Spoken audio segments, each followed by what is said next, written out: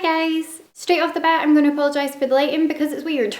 The sun is here. If you watched my last video, which was my review of The Lie by C.L. Taylor, you will note that my makeup's the same, my top is the same, my nails are just as chipped, and the lighting is just as weird. This is going to be my July TV favourites. So I've only got 4 shows to talk to you about today, which I will fly through quite quickly because 2 of them I have talked to you guys about a million times. So show number 1 is House.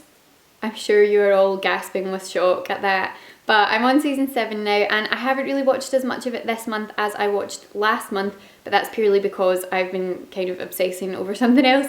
So season 7's incredible. I am getting really sad now because I'm about a third of the way through and I know that season 8 is the last one and I'm going to miss it so much. So I think I'm trying to kind of ration my House viewing at the moment just because I don't want it to be over. The season 6 finale was just like unbelievably good, and then the season 6 finale going into the season 7 first episode, it was one of those things where I'd intended to just watch the finale, but then I ended up till like 2 o'clock in the morning watching the first episode of 7 because you can't not watch them together. So thank you Netflix for that. The next show that I've been watching, which is really obvious because there are review videos all over my YouTube, and that is Pretty Little Liars. I'm loving season 6. I wasn't to begin with, I'll be completely honest. The first couple of episodes I was a bit like, is this going to lose momentum a little bit? And I know that so many people are getting really frustrated with it now and just saying, I just want it to be over, I just want to know the truth.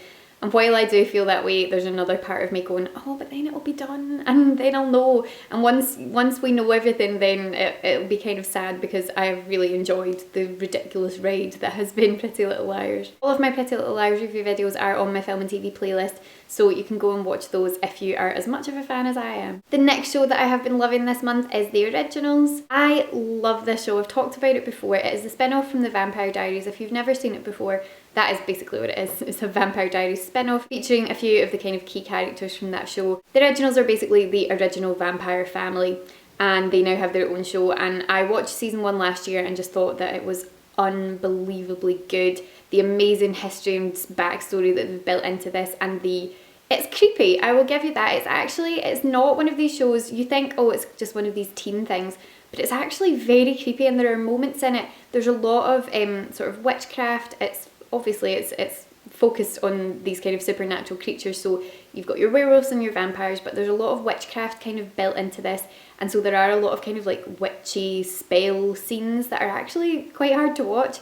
But it's just very well written, very well acted. It's very over the top, but I just love that. And finally season 2 came to Netflix this month and I got the joy of sitting down to watch it. Once again, because I've been obsessing over something else, I've not watched as much of it as I would like. I think I've watched 4 episodes, something like that, and I'm really keen to just get binging on the rest of it. I might do that tonight actually because I have a free evening, so I might just like sit and watch quite a few episodes, but I think it's just incredible. If you've not given it a chance, please give it a chance, because even for people who maybe watched The Vampire Diaries and then went off it a little bit and stopped watching it, The Originals is different. It's not just The Vampire Diaries Part 2, it's something quite different, and the characters are, in my eyes, very, very, very strong. I love it. So very big thumbs up for that.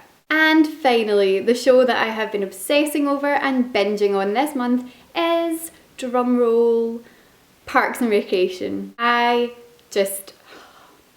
am loving it so much that I can't even properly vocalise how much I'm loving it. I said back in January that I wanted to start watching it and then basically didn't because I started watching House and I started watching Pretty Little Liars. But I watched a couple of episodes and I thought, yeah, I'll get into this eventually because I adore Amy Poehler. She's just one of my favourite people.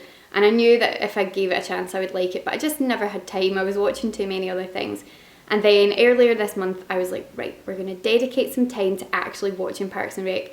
And it's just so good. I'm on the first episode of season 4 now. I've watched seasons 1 to 3 and I just think that they're so good. It's light, it's not a sort of heavy, complicated, difficult to watch show. You don't have to give it a huge amount of concentration, but it is really cleverly written. Amy Poehler is just unbelievably brilliant as Leslie Knope. She's fast becoming one of my all-time favourite TV characters. She's incredible. There are a lot of very, very strong characters in this show. Ron Swanson, for one, if you've watched it, he's just like one of the best people ever.